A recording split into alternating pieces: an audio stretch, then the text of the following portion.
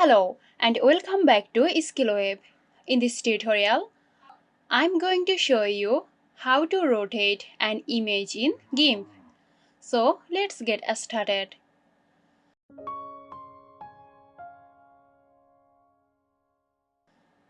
Begin by opening Gimp and loading the image you want to rotate. You can use the File menu and select Open to load your image into Gimp. Next, select the Rotate tool from the Toolbox panel. You can also press the Shift plus R keys as a shortcut. Click on your image layer and then click and drag inside the image to rotate it. As you drag, the image will rotate accordingly. Release the mouse button when you reach the desired angle. So that's it. Hope you found this tutorial helpful. Stay tuned for more helpful tutorials here at Skillweb.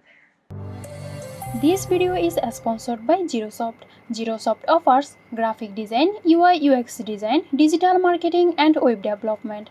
Elevate your brand with Xirosoft today. For more details, check the description box.